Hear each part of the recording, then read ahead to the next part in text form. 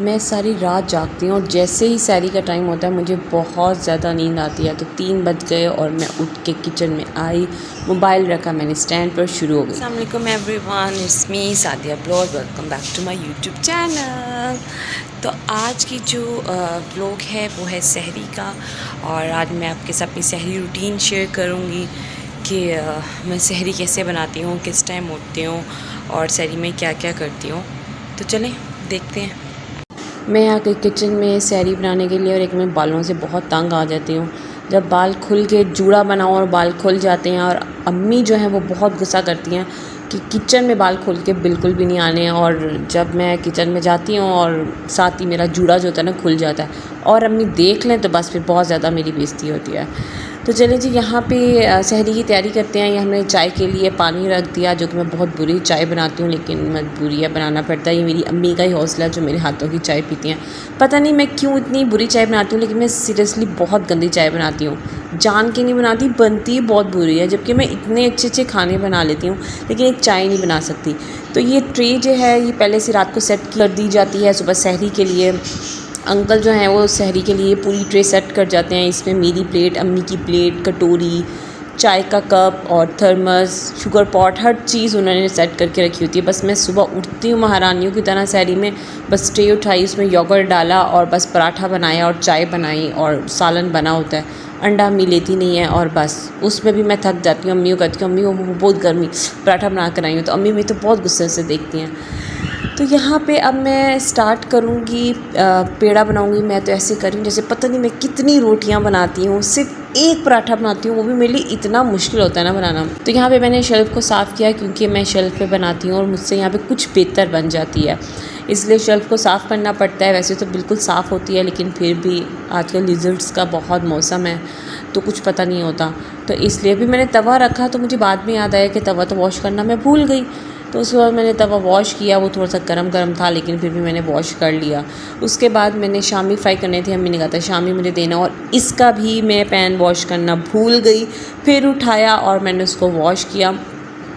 और सब्ज़ी बनी हुई थी, अम्मी को सुबह में सब्ज़ी सहरी में नहीं पसंद, मतलब अम्मी सुबह पराठे के साथ सब्ज़ी नहीं लेती। कोई शोरबे वाला सालन हो तो अम्मी वो ले लेती हैं।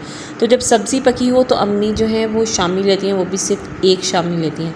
और मैं जो हूँ वो जान बचाने के लिए सोच रही होती हूँ, मैंने पराठा नहीं खाना, रोटी नहीं खानी। अब मैं अम्मी को कैसे कहूँ कि मैंने ये नहीं खाना, लेकिन फिर कोई ना कोई जुगाड़ लगाना पड़ता है, कोई ना कोई बहाना करना पड़ता है। तो यहाँ पे मेरी चाय हो गई है रेडी, जो कि मैं बिल्कुल नहीं पीती, अपने हाथ की तो मैं बिल्कुल नहीं पीती। मैं अंकल के लिए और अम्मी के लिए बनाती हूँ। सुबह 4:30 बजे अंकल आ जाते हैं, तो वो उनके लिए मैं पहले से बना के रख लेती हूँ, तो वो पी लेते हैं। यहाँ मैं बनाने लगी हूँ इंडिया पाकिस्तान का नक्शा, जो कि वाकई में नक्शा बनता है। मुझे रोटी बिल्कुल नहीं आती। आप कहेंगे चाय नहीं आती, रोटी नहीं आती, तो आता क्या है? मुझे वाकई में ये दोनों चीज़ें नहीं आती। मुझे बातें करने आती हैं बस, और यहाँ फैशन करवा लो बस, और कुछ नहीं आता। तो चले जी, यहाँ पे मुझे लगता कि शामी जल ना जाए। वही हो गया कि थोड़ा सा डार्क हो गया, और मैंने कहा कि थोड़ा जल गया ना तो अम्मी ने मुझे नहीं छोड़ना, क्योंकि अम्मी कहेंगी तेरा ध्यान कहाँ था, मोबाइल तू अपने साथ साथ रखती ना, इस वजह से ये तेरा काम नहीं होता है। सारी बात मोबाइल पे आके रुक जाती है। तो मैं ये देखिए किस स्टाइल से मैं बना रही हूँ, मुझे नहीं पता मैं किस तरह बनाती हूँ। ये मेरी अम्मी है जो चुप करके खा लेती हैं, पता नहीं ससुराल में जाके क्या बनेगा। मुझे तो मेरी अम्मी के घर बहुत ताने मिलते हैं कि ससुराल जाके क्या बनेगा, ससुराल जाके क्या बनेगा। मैंने कहा इतने ताने तो मुझे मेरे ससुराल वाले नहीं देंगे जितने आप मुझे ससुराल वालों के ताने मार देते हो। तो यहाँ मैंने थोड़ा सा ऑयल डाला तवे में, और ये मैं बनाना स्टार्ट हुई। और ये मेरी हंसी चेक कीजिएगा, क्योंकि मुझे खुद को इतनी शर्मिंदगी हो रही थी कि ये मैं बना क्या रही हूँ, मैं क्या दिखा रही हूँ, कि मुझे क्या आता है। ये देखें, ये डाल दिया, और मैं कहनी पता नहीं क्या डाल दिया, बिल्कुल अजीब सा ही कुछ डला है। और लेकिन अम्मी फिर भी, क्योंकि ना अम्मी को भी रोटी नहीं आती बनाने। हमारी हमेशा आटा घर गूंथते हैं, और हमेशा बाहर से रोटी लग कर आती है। और सुबह नाश्ते में हमारे घर कोई भी पराठा या रोटी नहीं खाता, ना अम्मी खाती है ना मैं खाती हूँ, कोई भी नहीं खाता। तो इसलिए ना अम्मी को आदत है बनाने की, ना मुझे आदत है। बस ये सहरी में ही बनता है इस तरह करके पराठा, वो भी अम्मी का। हाँ, आप भी बहुत अच्छा बनाती हैं। हम जब इस्लामाबाद जाते हैं अपनी आपी के पास, तो वो बहुत मज़े का पराठा बनाती हैं, और एक मेरी मामी बहुत मज़े का बनाती है। तो ये देखें कैसा बेहतरीन मैंने नक्शा बनाया इंडिया पाकिस्तान का।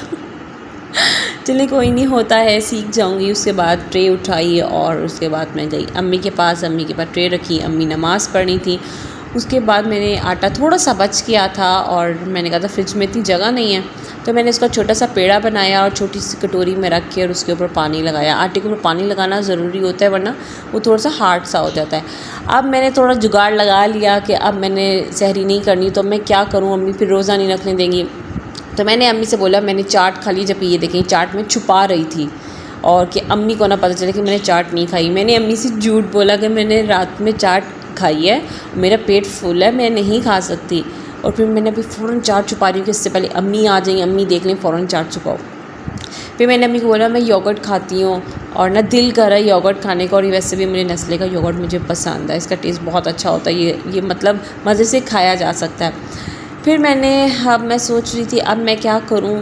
फिर मैंने कहा बस योगर्ट लेके जाती हूँ और फिर मैंने यहाँ पे डाला पानी, तकरीबन सब ही तैयारी करके और फिर पानी पीते हैं। लेकिन मैं वक्री हूँ, पता नहीं क्या है मेरे साथ, मैं सहरी करने से पहले मैं पानी पीती हूँ। और यहाँ पे मैं जाने लगी थी बाहर, तो मुझे याद आया कि दूध तो मैं डब्बा बाहर भूल के जा रही थी, वो फ्रिज में रखा और फिर मैं चली गई अंदर जाने के बाद मैं बैठी हूँ बड़े प्यार से कि अम्मी कुछ ना क्या, शुक्र है अम्मी ने कुछ नहीं बोला। उसके बाद वसीम बादामी का शो लगाया और मुझे कोई बात याद आ गई थी और मैं उस बात पे खुद ही ऐसे अपने से मैं हंस रही थी। फिर मैंने यहाँ पे योगर्ट खाया, अम्मी को कटोरी दी, रात का पिया हुआ ग्रीन टी वो भी मैंने यहीं पे रखी हुई थी, अम्मी ने गुस्से में कहा दो। अब मैं तैयारी कर रही हूँ वज़ू की कि वज़ू करूँ, वज़ू के लिए बाल फोल्ड करना ज़रूरी है। चलो जी, अब यहाँ पे मैं वज़ू कर चुकी हूँ और वज़ू करने के बाद मेरी अम्मी मुझे कहती हैं तुम ऐसे दुपट्टा लेती हो तो तुम बहुत अच्छी लगती हो। फिर इसके बाद मैंने तस्बीह पढ़ना स्टार्ट की। मैं तस्बीह हमेशा नमाज से पहले पढ़ती हूँ क्योंकि नमाज के बाद जो नींद के झोंके आ रहे होते हैं ना, तो बिल्कुल भी ठीक से पढ़ा नहीं जा रहा होता, बिल्कुल ध्यान नहीं होता, बस नींद आ रही होती है और बस यही हो रहा होता है कि बस जल्दी पढ़ो। फिर मैंने तस्बीह पढ़ ली, उसके बाद मैंने कुरान पाक पढ़ा और कुरान पाक तस्बीह हर चीज़ मैं नमाज से पहले पढ़ लेती हूँ। नमाज के बाद थोड़ी बहुत चीज़ें होती हैं जो मैं पढ़ती हूँ, उससे पहले ही मैं सब कुछ पढ़ लेती हूँ। हम इतनी चीज़ें दिखाते हैं, हम उल्टे सीधे काम कर रहे होते हैं, बाज़ार आ रहे हैं जा रहे हैं, हर चीज़ कर रहे होते हैं, हर चीज़ दिखा रहे होते हैं, लेकिन हम ये चीज़ नहीं दिखाते।